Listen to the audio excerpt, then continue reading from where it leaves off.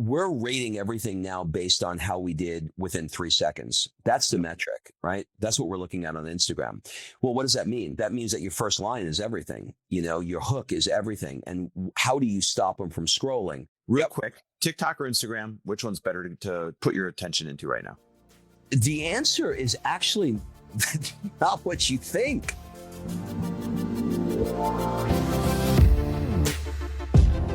Welcome, everybody, to the Chris Harder Show, where we are making you unapologetic about your pursuit of success, knowing that when good people like you make good money, they can then do great things. My name is Chris Harder, and several times per week, I will bring you epic guests, solo episodes, and every single tool, trick, and skill set you need to grow your business, grow your money mindset, and to grow your wealth to levels that you have never reached before.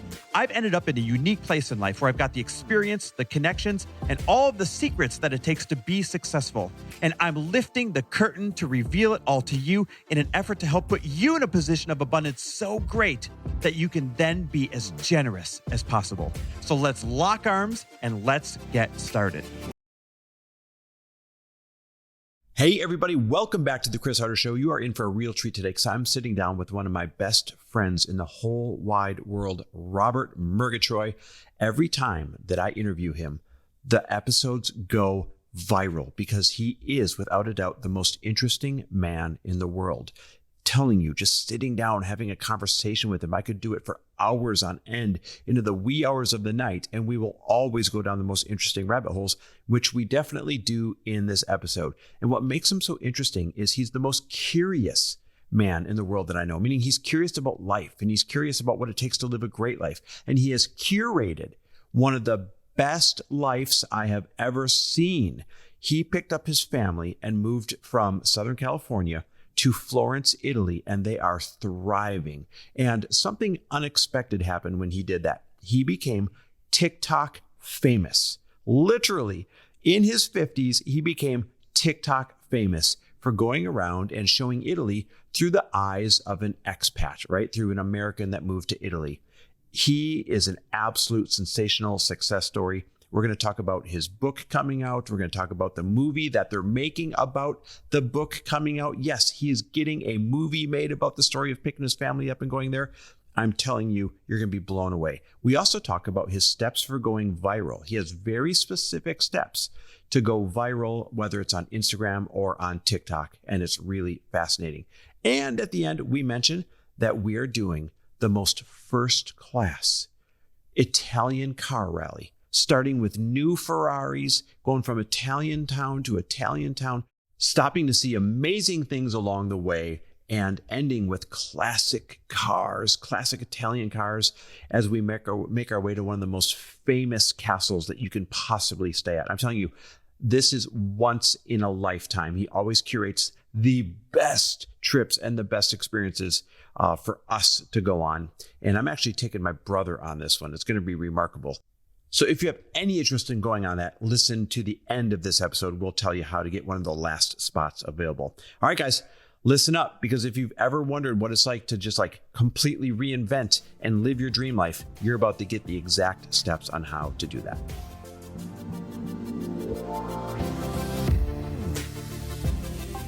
Rob Murgatroyd, not just my friend, but one of my best friends in the whole wide world. I love when we do this. Welcome back to the show. How are you, brother? Dude, it is so fun to do. Now we get to do it across an ocean. I'm in Italy.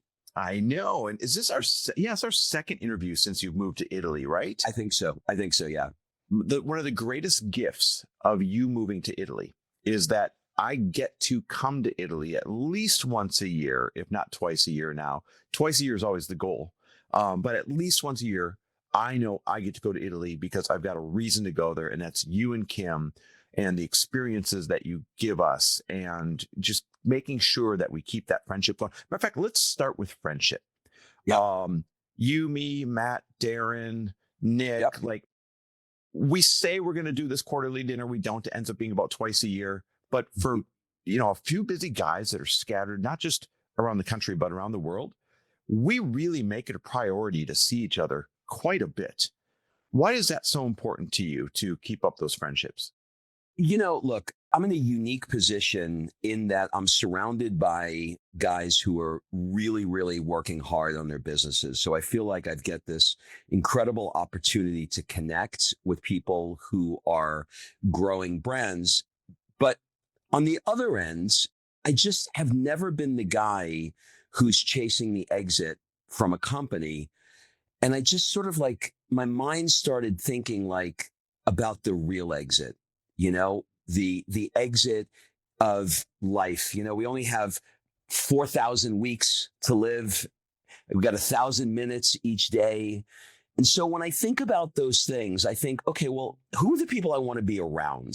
I want to be around people that value how short time is. And so I get the benefit of all your business experience, but I also get the benefit of really leaning into the things that matter to me.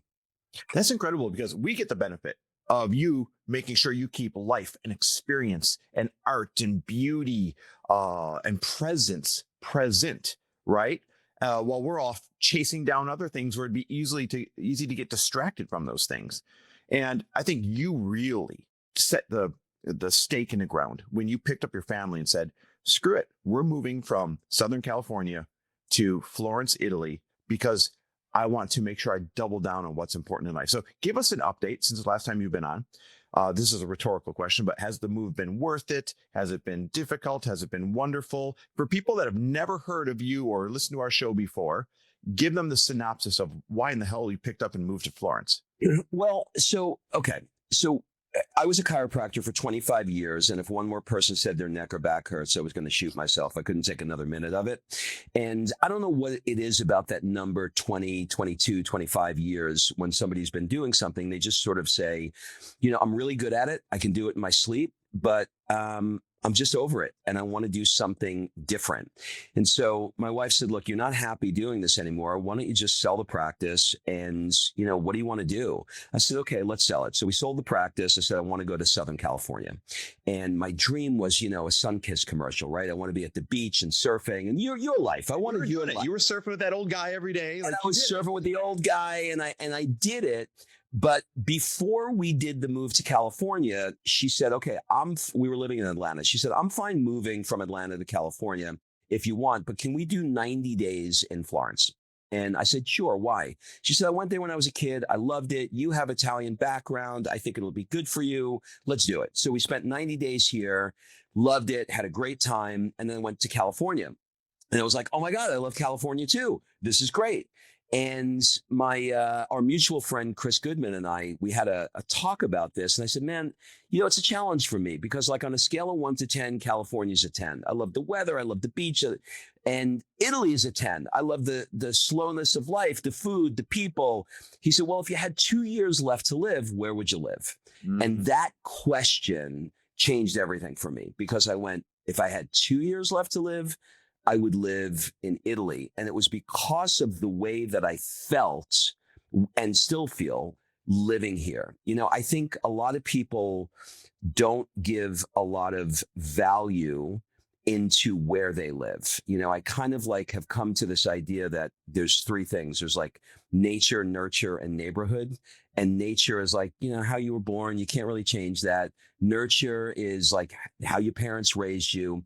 But when you change your neighborhood, you're different. You dress different, you sound different, you eat different, you think different, you're in a different place. So being here has changed things because, the Italians have 3,000 years of history.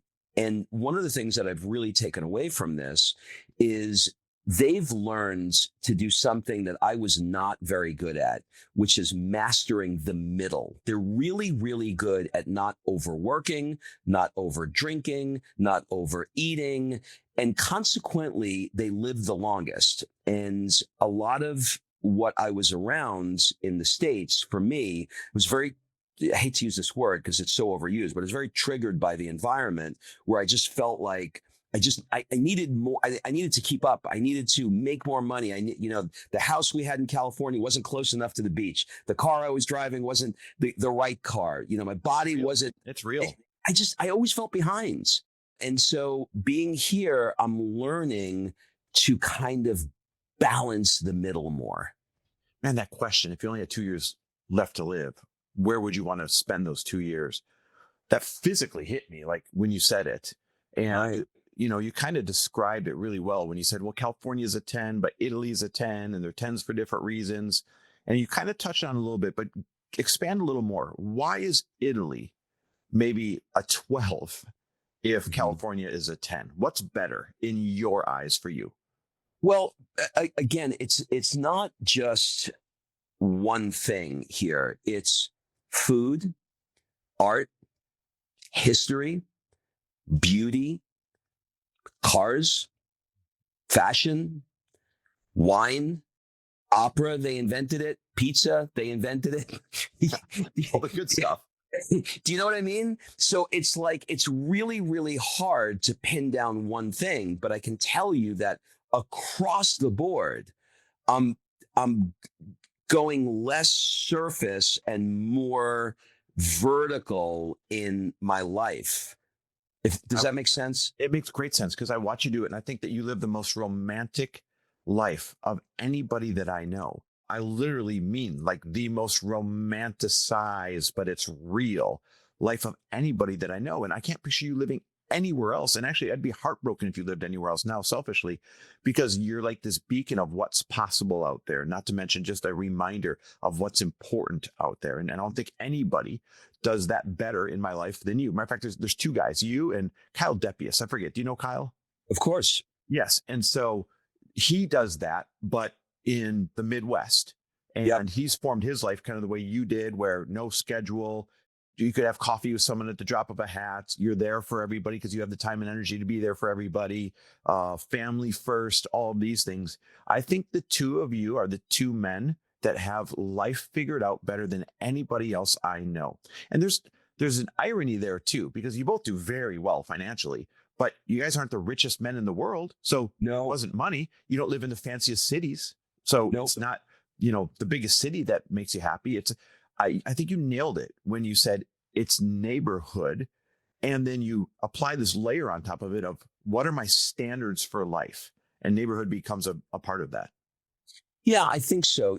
I've actually become obsessed with work-life balance. Does it exist? It doesn't exist exactly, but you get the idea No. when I say work-life balance. I want to be at everything for my kid. That doesn't mean that, I don't want to work. It doesn't mean that, but it more means that I don't want to over-index on work.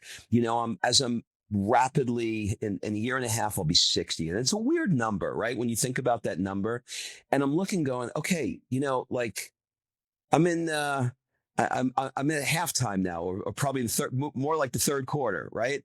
What does that look like? Let's hope halftime. Let's hope halftime. Like, what does that look like? Like, what do I want to do? Like, what are these bucket list things that I want to do? Like, this weekend I'm packing as we're talking here. I took a break from it, but tomorrow I'm going to the Monaco Grand Prix, right? That's a bucket list thing. I wanted to go to that thing, Yeah. Last week I was in Prague. I was in Paris last week, so I'm squeezing everything I could.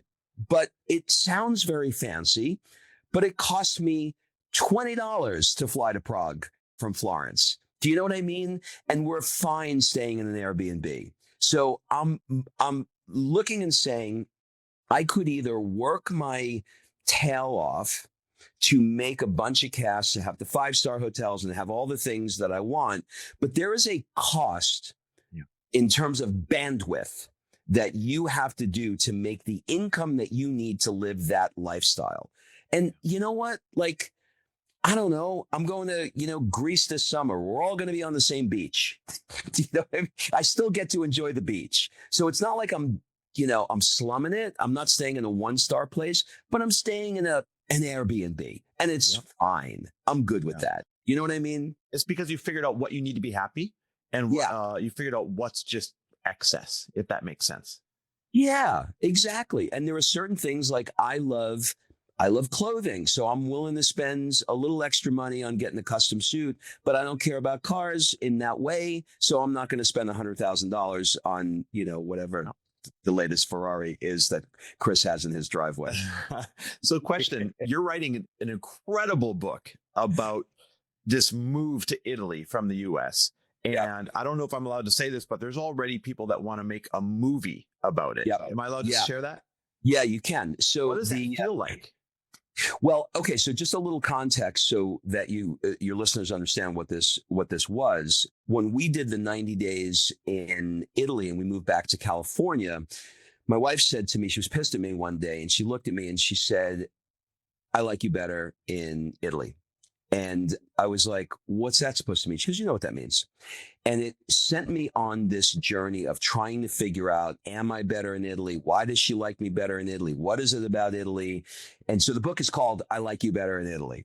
And it is, it's sort of a 3-act structure where, it starts, I learned this phrase. I have a friend here in Italy who's a director. And he said, you got to have a log line for the movie because he wants to make the movie. And I was like, okay, what's a log line? He said, a log line is where you can describe the entire book in a sentence. I was like, oh, okay, just that, huh? And so what we worked out is, let's see if I can remember it. The log line is a stressed out American entrepreneur in search of more, finds his life upended one day when his wife says to him, "I like you better in Italy."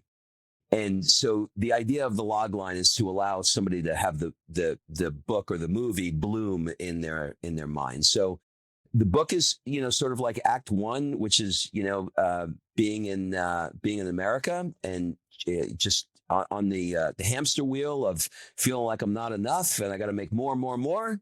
And then act 2 is me saying, okay, what if I flipped everything upside down and moved to Italy to be in a place that made me feel more aligned? And then act 3 is living in Italy and how all of the experiences that we had. So it's basically an eat, pray, love for guys. Yeah, I love it. It's going to be for everybody. It's going to be for families that want a better life. I literally can't wait for this to come out because I've seen it unfold right before my eyes. I was like, this really is not just a movie, but a template to dream again, a template to maybe correct your life if you're on the wrong path, a map, if you will, to follow if you feel like you've gotten lost. I can't wait for it to come out. We'll do a big episode when that comes out. But I do want to ask you about something. Ever since you moved to Italy, you have become this fashionable, incredibly well-dressed, always in a suit. What's the word? I don't want to call you a fashionista. I guess that'd be a girl, but whatever the male version of that would be, although you could probably be a fashionista once in a while too. What changed for you when you got over there that you started dressing that way? And then what changed for you as a result of dressing that way? Well, listen, the environment dictates it. I remember the week I moved here, my attorney who helped me move here said, let's meet for lunch. And you've met him. His name's Michele. And I said, yeah, super guy. He said, let's meet for lunch. And I said, I'm in the gym working out. I can meet you right after the gym, but is it okay? I'm in my workout outfit. And he said, no. I said, what do you mean? He said, you can't wear a workout outfit in the restaurant. And I was like, well, I'm not in a G-string. Like, what do you think I'm wearing? And he's like, no, you can't. And I was like, is it fancy? He's like, no, it's not fancy, but we don't wear workout clothes. And then I realized that they just don't. They just don't. No, and their standard, their standard, and I learned something interesting that just observationally. In America, let's say 2 girls see each other. They meet each other, friends. And they'll look at each other and they'll go, you look cute. And the other one go, you look cute. And so the standard is cute. Here, it's beautiful. Here, it's, Bella, you look beautiful. They raise it. 1, 2, they take it very seriously. They have a word for it. It's called sprezzatura, which means it's the effortless art of looking beautiful. So you look great, but you don't look like you tried too hard to make it look great. And the phrase is kind of an interesting one. Agnelli, who was the CEO, the famous CEO of Fiat, used to wear his watch over his suit cuff, and he would wear work boots with his $5,000, $10,000 suit. And it was like his thing. It was like his way of like putting a little sprezzatura on it. So the environment dictates how you look. And I remember I went to one party once and I was really trying to figure this out because I always felt like, like I want to step up my game, but I don't know what I'm doing. Like I was in LA wearing pajamas every day. Like I had the workout, I had the sweats for dinner, the sweats for Sunday brunch, the sweats for working out. It's like I had like 7 different, I was like, oh, those sweats are only for brunch. What I mean? And there was a designer at the party. And I went over to the designer, who was my friend's daughter, and I was kind of joking with her. And I said, "Okay, I'm really trying. How did I do?" And she looks at me, and she looks up and down, and she goes, "How do you say you look? You look like a Christmas tree." And I said, "A Christmas tree?" She said, "Yeah, too many colors, 2, 3 colors in a row. That's it. That's all you need, 2 or 3." And so, like, I'm learning. Like I even learned this word the other day. It's kind of fascinating. The word for the person who makes suits here is called a sartoria. Sartoria is where they make it, right? Sartoria. The reason why it's called that is we have a muscle in our body called the sartorius muscle, which goes from the top of the hip to the knee. Why does that matter? Because when you get a suit made, you sit in the chair. When the suit comes back to you, you cross your ankle over the top of your knee, and they can tell how well the suit is moving based upon that one figure 4 movement that you make with your leg. The muscle you use to do that is called the sartorius muscle. So it's called a sartoria, right? So this stuff goes like deep into the culture. It's interesting because I love that it's become a part of your character. I've loved you for, I don't know, how long have I known you? 15, 16 years, whatever it is. Long time, maybe more. Yeah, maybe more. And I've loved you from the day I met you, but you as this, not just person in Italy, but this person that takes fashion seriously and sets a standard there. It's like you found your true character that you were meant to be. And I can't picture you any other way. And again, it's just another example of inspiration. Now, I want to use this and kind of leap into your virality on Instagram and TikTok, because most men approaching 60 don't go viral on TikTok. And they don't crush it on Instagram. And since you've moved to Italy and since you started dressing up, you have gone absolutely viral. I mean, millions and millions of views on a reel, millions and millions of views on, a single TikTok. Florida State, was that who just brought you in to teach virality on social media? I've actually been lecturing at different universities here in Florence because the students are asking for me to come into their classroom, which is really incredible. I just did a lecture yesterday for Florida State. So, look, the story is when I got here, whenever you move to a new place, especially when something is completely new to you, it's like time slows down and everything is in slow motion because the sounds are different, the smells are different, the sound of the ambulance going by sounds different. Like literally everything in your brain is trying to process all of it. And I remember I walked into a place to get my shirts. I had some linen shirts and I wanted them dry cleaned. And I walk into the place and I had 5 shirts. I handed it to the guy and I said, "Can you dry clean these?" And he looks and goes, no. And he points to a sign and the sign says vacanza, and which is vacation. And I said, when are you going on vacation? He said, in 2 weeks. I said, so just do the shirts before you go on vacation. He's no. Augusto in Italy, they take the month of August off. And this was 2 weeks before August. He didn't want to deal with my shirts at all because he was going on vacation and he was going to close the gate for a month. And so for the 2 weeks before he leaves, he didn't take anything. Okay.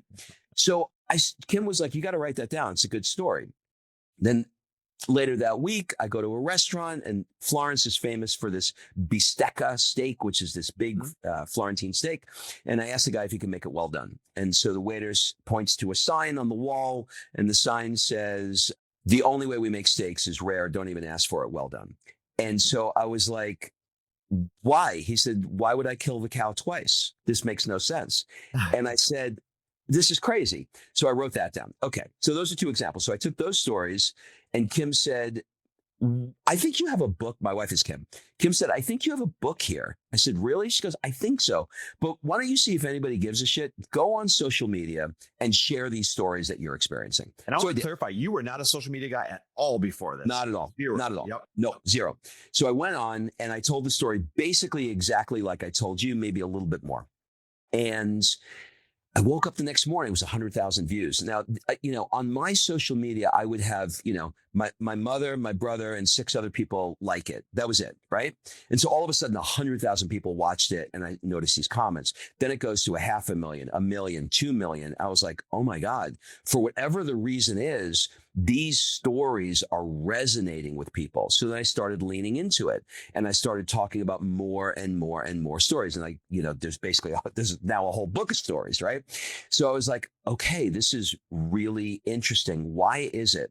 And I don't have an exact answer, but I can tell you that when something really matters to you, and you can find a way to put not what somebody tells you, in some course you went to, but where you really feel that something matters to you and you want to find a way to communicate it, people resonate with it when it's real and it's authentic.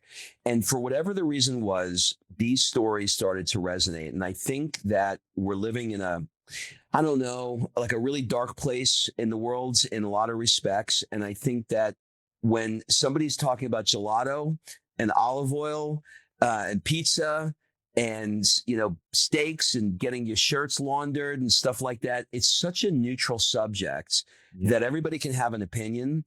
And, the Italians are like, what kind of crazy person would not eat their steak rare? And the Americans are saying, well, you should be able to have your steak however you want. And I'm sitting back and I'm watching, in the comments. Watching them bicker.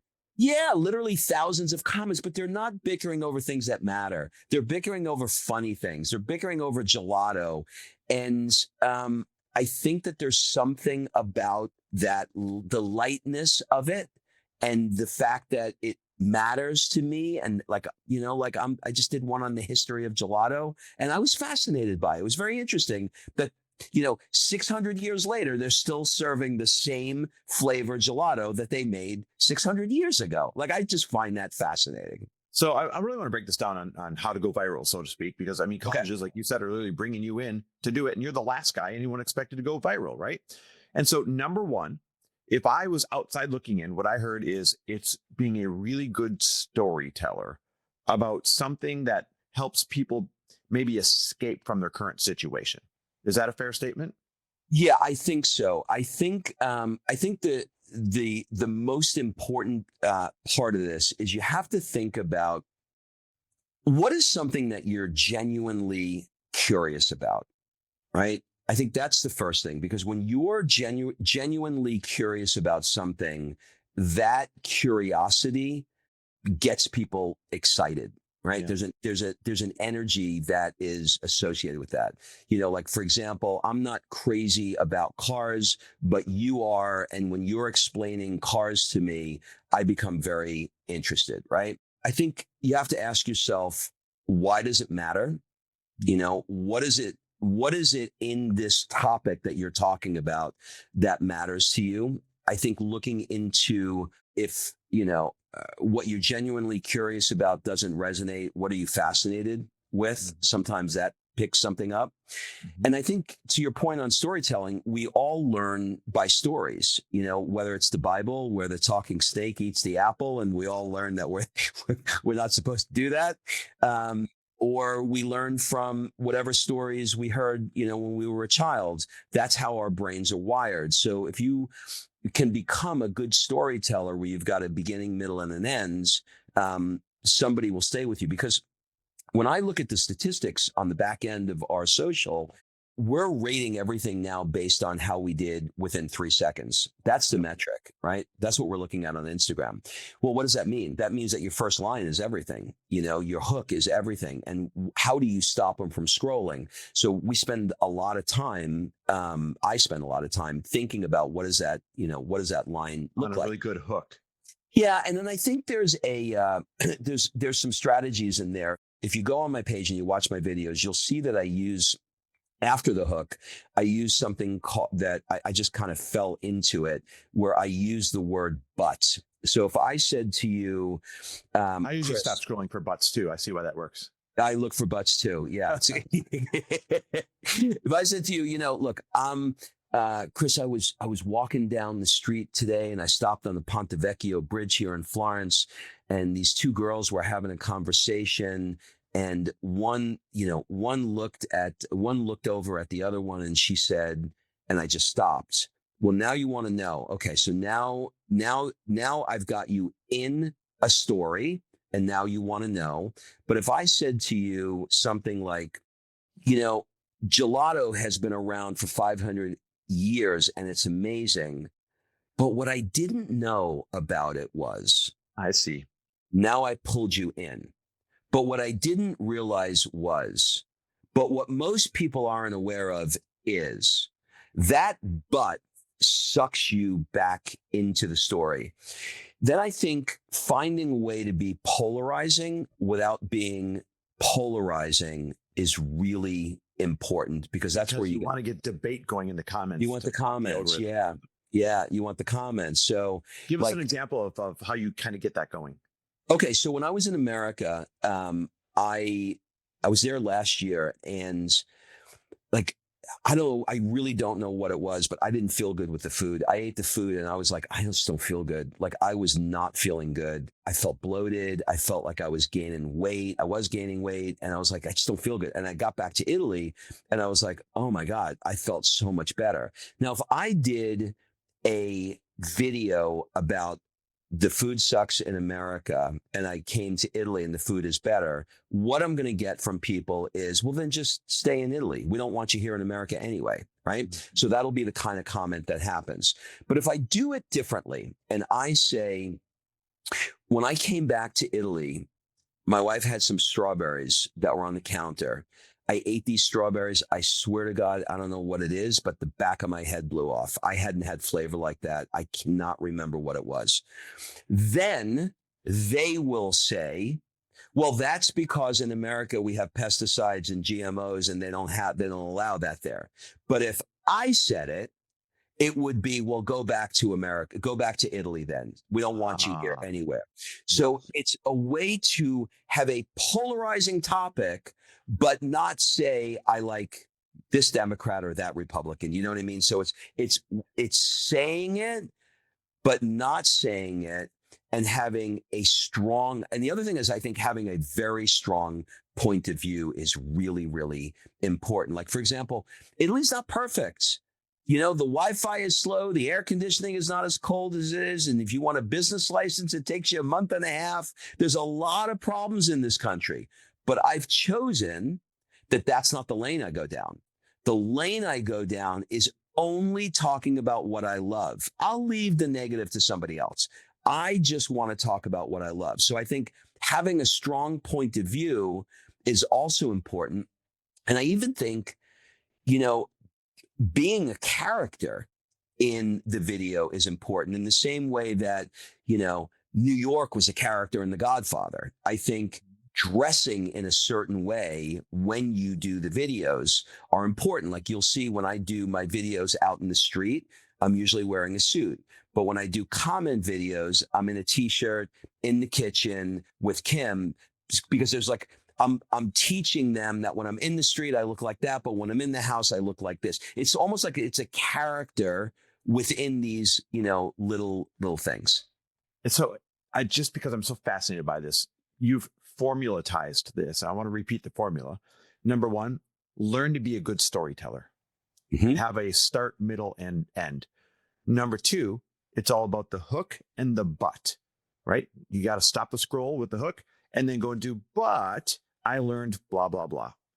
Yep. Number three, have a strong point of view that would create some polarization so that people start debating in the comments, which boosts the algorithm. And then number 4, it really is about being a character in your movie, which is your social media. And so people always see you a certain way. Oh, there's that guy in the suit. And I know it works because we can't go anywhere in Florence without people stopping you. So whether Yeah, it's for sure. tourists or whether it's locals, you can't go anywhere now without people No. stopping you because they recognize the character. Yes, and I would add one more thing to the last part. So number 5 would be what I call the "so I don't know." And the "so I don't know" is me thinking out loud. So it could be something like, "So I don't know why I feel so much better when I eat the food here in Italy. I don't know if it's true that it's the pesticides in America or it's the food here is better. I don't know. All I know is I feel better." So I'm walking that line again, Yep. and I'm couching it in "so I don't know." That's because it causes people to want to tell you why.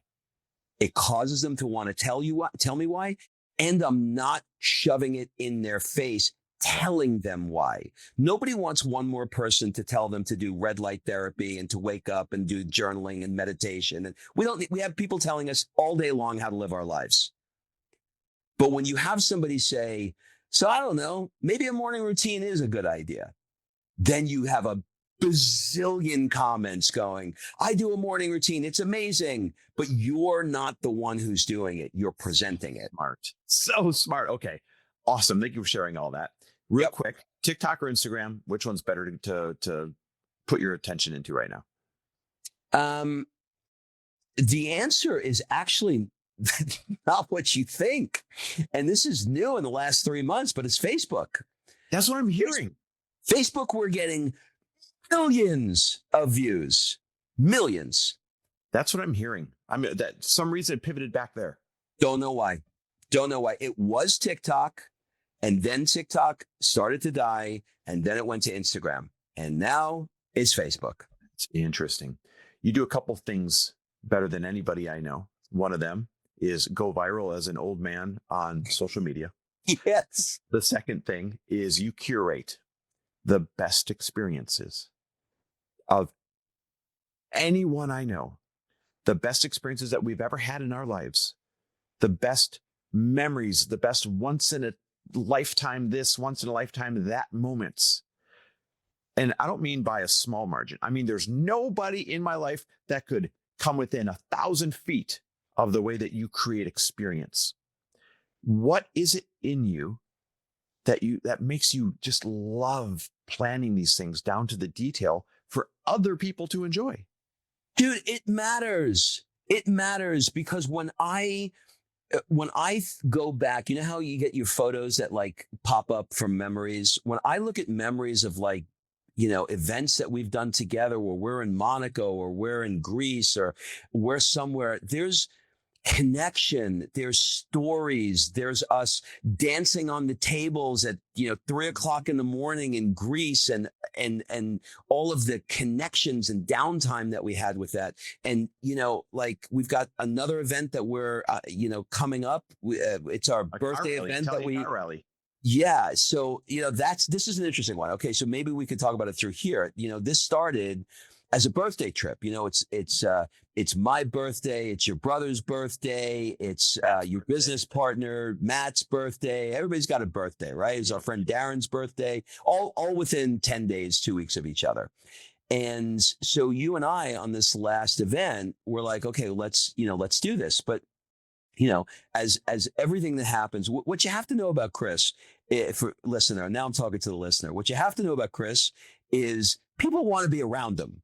And every time, I message, every time I say something where I'm going to be with Chris, all of a sudden there's 1,000 messages. Nobody wants to hang out with me. Everybody wants to be with you. They want to know, like, BS on that. They're like, how do I hang out with that guy? So this birthday has now turned into something that's really, really cool. We built this, for sort of people that are, living in fifth gear, entrepreneurs, creators, leaders, who need a space to connect and to reset and to do something, unforgettable. And, to your point, these experiences, it's not just a car rally.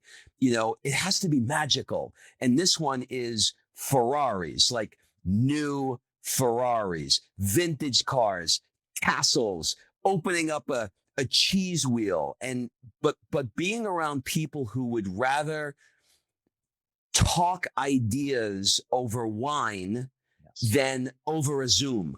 Do you know what I mean? Amen. And and it's luxury, but it's luxury without ego. And it's 4 days of speed, soul, conversation, and it's we've got just, I don't know if it's okay if I mention this, but there are 2 spots left. So if anybody listening that thinks that they would love to do this, I hope this is okay with you. Okay. I'll make this a commercial. It's for, if you're somebody who's even slightly interested in this and you want to hang out with Chris, and maybe even you want to hang out with me, I don't know. It's for high performers, who, I don't know, have earned their right to take their foot off the pedal for a minute, but still want to be in motion. And, if you could see yourself like driving Ferraris through Modena, which is what they call Motor City, and that's where Birthplace of Ferrari. It's Ferrari, Maserati, Lamborghini, Ducati, Pagani, anything with an Ani and an Ini is there, and, you want to have some experiences where you're cracking open a Parmesan wheel or tasting balsamic vinegar straight from the barrel and driving vintage cars through Umbria and spending a couple of nights in a 1,000-year-old castle. Every time we do these events, somebody leaves with a story. You left with a business partner. Yep. Some people leave with people who want to have sit on their boards. But basically, you're getting a new inner circle. So it's not for everybody. It's for a curated few. But there's 2 spots left that would be great if somebody would join us. It's fascinating because I've had experiences. Lori and I have had experiences in our life where we are front and center in Mykonos during the peak of party season, where we are skipping lines at Scorpios, which, their line is a day and a half long to get in. Yep. Where we're having dinner not once, but multiple times with the Ferragamos. Yeah. Which, how funny that they share a lot line with Kim and John that we just introduced you to. Their villa out there. Crazy. So we're going to come out there. Like the world gets smaller and smaller. But I mean, really, the Ferragamos, and now we're all going to go out there together. You've gotten us into the Duomo, the world famous Duomo. Yep. Before it opened, with the key guard, the guy with the big metal key that just goes to open it and the skeleton lights. Key, yeah. Yeah. Before anyone's allowed in there. So we walked in following this guy, just pitch black, scary, pitch black. And all of a sudden you hear boom, boom, boom, boom, because the lights are starting to turn on, and you see the ceiling of the Duomo. And we got to just roam around in there for like an hour and a half before anybody went. These are once in a lifetime experiences that you take the time to curate every little wrinkle in time. How do you nail it like that? How do you get access like this? I mean, the thing coming up, you're starting us with brand new Ferraris, going into Modena, the birthplace of Ferrari, touring the Pagani factory. Like, how are you getting us in the Pagani factory? How do you do these things? Listen, this comes from, what we were talking about earlier with social media. It comes from passion, right? So we had to get special permission from the Vatican to do that experience that we did with you, where we were able to go inside the Duomo. The Duomo holds, think about this. The Duomo holds 30,000 people. We had 12. So you're in the Duomo by yourself with just 12 people. But to answer the question, it takes a year. And every week I have a gal that's been with me for 10 years now. Shout out to Greta. Shout out to Greta. Every week we do a weekly Zoom, and we start at the beginning. Okay, the plane landed. They got out of the plane. Who's at the airport meeting them? Who's at the hotel going to check in with them? Who's going to go to the restaurant before we get to the restaurant to make sure that they got the right seat that faces the right sunset at the right time? The menu is done. I don't want anybody to order anything. I want the food to come out. I want it to be a symphony. And so it's structured and organized. And there are little things that matter. Like we're going to meet on this trip Enzo Ferrari's barber. Yeah. Like, why does that matter? I don't know. But he's got a lock of his hair that's in a case, and he's going to tell us, what it's like. And we're going to go into the barber shop, and he's an old man now, but we're staying in this castle, and we're going to watch the Ferrari movie. I've got it set up where we can watch the Ferrari movie in this beautiful outdoor theater in this 1,000-year-old castle. And it's intention. Like these details matter to me because they create magic moments for people that they never, ever forget. It's like, that's the gift that I feel like I have. And it's important to me, and I just work relentlessly to make it happen. So that's the answer I can give. Well, you do it better than anybody else. I've my absolute peak life experiences. Amazing. One of them has been curated by you, and you're just a miracle worker when it comes to this. You mentioned there's a couple spots left. You turned it into a commercial. Might as well finish. We did a special link, knowing that you bring them up. They can go to chrisharder.me/rally. And that's going to take them to a webinar to learn about it that we're doing. Is that right?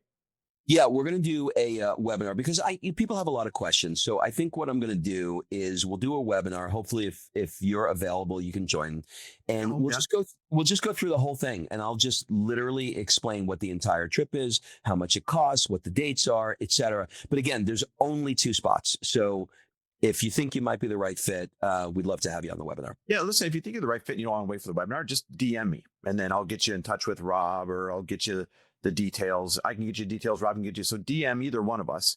And if you want to skip the line, so to speak, and grab one of the 2 spots before the webinar, then do it. And there's only 2 spots left because that's it. It literally filled up kind of word of mouth before there was any word of mouth that this was happening.